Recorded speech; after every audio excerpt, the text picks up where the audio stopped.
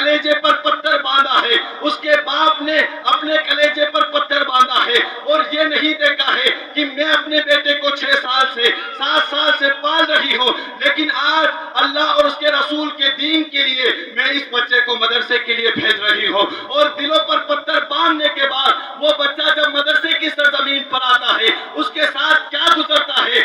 آج جو ہے علماء پر لوگ تشنیگی کے علماء پر لوگ اعتراض کرتے ہوئے نظر آتے ہیں، حافظوں کے علماء کے وقار کو گراتے ہوئے نظر آتے ہیں۔ ذرا اس بچے سے پوچھ لینا جو مدرسے کی سرزمین پر آتا ہے، اور جب وہ آنے کے بعد آج باپ بھی اس سے بچھڑ چکا ہے، آج ماں بھی اس سے بچھڑ چکی ہے، اس کے بھائی بہن اس کے خاندان کو چھوڑ کر وہ ان مدارس کی سرزمین پر آتا ہے، اور آنے کے بعد ہو سکتا ہے کل اس کا اٹھنا 7-8 بجے ہو رہا تھا، لیکن آج اس کو 5 بجے اٹھایا جاتا ہے، نماز فجر پڑھائی جاتی ہے اور قرآن کو رٹنا شروع کر دیتا ہے، اور سب سے پہلی تسبیح وہ یہ نہیں پڑھتا ہے کہ دنیا کس طریقے سے چلتی ہے، وہ پہلی تسبیح پڑھتا ہے الحمدللہ رب العالمین۔ تمام تعریفیں اگر کسی کے لیے ہے تو اس رب قدیر کے لیے ہے جس نے اس پورے عالم کو وجود بخشا ہے۔ اسی سبق سے اس بچے کی ابتدا ہوتی ہے، محنت کرتا ہے، کئی سالوں میں جا کر کئی مہینوں میں جا کر محنت کرتا ہے،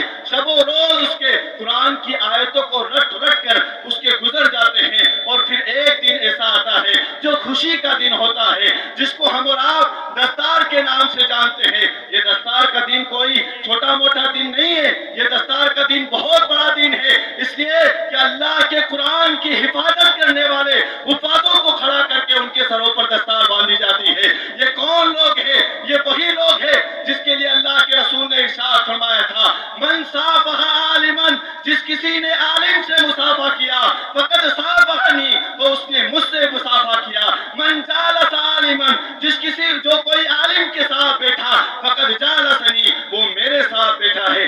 آج دنیا کہتی ہے سائنس ترقی کر رہی ہے، میں پوچھنا چاہتا ہوں آج اگر تم نے قرآن سے محبت جوڑی ہوتی، آج اگر تم نے سائنس کو اتنا امپورٹنٹ نہیں دے کر اپنے بچوں کو قرآن سکھایا ہوتا تو یہ قرآن بتاتا آج دنیا میں جتنی سائنس نے انوینشن کیے ہیں، جتنی سائنس نے ریسرچ پیش کیے ہیں، کوئی ایک ریسرچ ایسا بتا دے جس کا ذکر قرآن کریم میں نہ ہو۔ قرآن تو صاف کہتا ہے ولا رطب ولا یابس، کوئی ذرہ برابر بھی چیز اس میں نہیں چھٹی ہوئی ہے، لیکن ہے کون سمجھدار، ہے کون غوطہ لگانے والا جو قرآن کی طرف آئے اور قرآن کو پڑھنا شروع کرے، قرآن کو سمجھنا شروع کرے۔ آج ہماری ایک ذہنیت بن چکی ہے، آج ہمارا تعلق اداروں سے ختم ہوتا ہوا چلا جا رہا ہے، آج ہم اپنے علماء کو ایک الگ انسان کے نظریے سے دیکھتے ہیں۔ میں پوچھنا چاہتا ہوں سائنس اور اس میں آپ تفرقہ کر کے دیکھ لیں، if you want to compare among the science, among the Islam, so you will be find all the things which is exist in the science, you also exist in the Quran. Quran also tell us what is the telling is science. آج جو science بتا رہی ہے قرآن ہمیں بتا رہا ہے۔ آپ دیکھ لیں سائنس نے ابھی ریسنٹلی ایک ریسرچ پیش کیا ہے، ریسرچ کیا پیش کیا ہے؟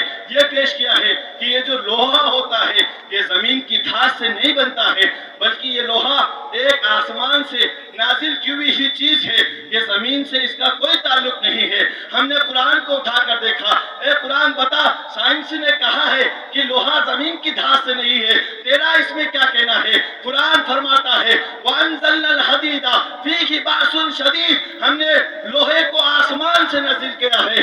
آج سائنس کہتی ہے ماں کے پیٹ میں بچہ کیسے پیدا ہوتا ہے، how to create a child in the stomach of mother, if you will see in the books of holy books. آج سائنس کہتی ہے ہم نے اس کو آج لوگوں کے سامنے پیش کیا ہے کہ ماں کی پیٹ میں بچہ کیسے پیدا ہوتا ہے، لیکن قرآن کو اٹھا کر دیکھیں، قرآن اس بچے کی تخلیق سے لے کر اس کے وجود تک کا آپ کو علم دے رہا ہے۔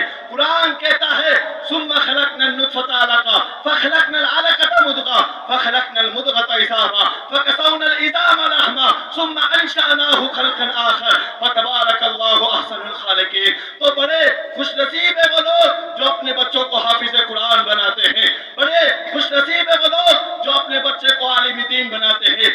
آپ دنیا کے حساب سے دیکھتے ہو کہ ایک عالم کو 10,000 کی سیلری ملتی ہے، ایک عالم کو 15,000 کی سیلری ملتی ہے، انفلیشن ریٹنگ بڑھتی جا رہی ہے۔ ایک حافظ اس میں زندگی کیسے بسر کر سکتا ہے؟ ارے وہ حافظ جس کا تعلق پیغمبر مصطفیٰ سے جڑ چکا ہے، وہ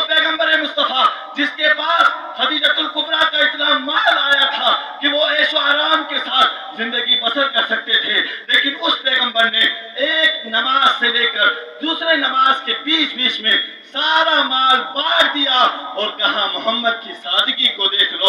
اس رب نے، اس پیغمبر نے بتایا ہے کہ زندگی اسی لیے تو وراثت کا کہا گیا ہے، اسی لیے تو علماء وارث کیسے ہوتے ہیں؟ ان زاویوں سے ہوتے ہیں. آج بہت سارے لوگ سوچتے ہیں میں اپنے بچے کو I want to teach my children a good businessman. میں اپنے بچے کو ایک اچھے بزنس مین کی تعلیم دلانا چاہتا ہوں. نخبۃ من الناس یحبون ان یجعل ولدہ طبیبا. کچھ لوگ یہ چاہتے ہیں میں اپنے بچے کو ڈاکٹر بناؤں، لیکن سنیے آپ کا بچہ اگر ڈاکٹر بن کر آئے گا تو ماں باپ اس ڈاکٹر بچے سے ڈرتے ہوئے نظر آئیں گے. اگر ایک انجینئر بن کر آئے گا تو ماں باپ اس انجینئر سے ڈرتے ہوئے نظر آئیں گے. دنیا کا کسی بھی تعلق فیلڈ سے وہ بن کر آئے گا، ماں باپ اس سے ڈرتے ہوئے نظر آئیں گے. لیکن جب وہی بچہ ایک حافظ اور ایک عالم بن کر آئے گا تو وہ اپنے ماں باپ سے ڈرتا ہوا نظر آئے گا. کیوں ڈرتا ہوا نظر آئے گا؟ اس لیے کہ اس نے اللہ کے قرآن میں پڑھا ہے کہ ماں باپ کون ہوتے ہیں. وَلَا تَقُلْ لَهُمَا اُفْ. ماں باپ کو اف تک نہ کہنا، یہ ماں باپ کی شان ہے. ماں کے قدموں کے نیچے جنت ہے.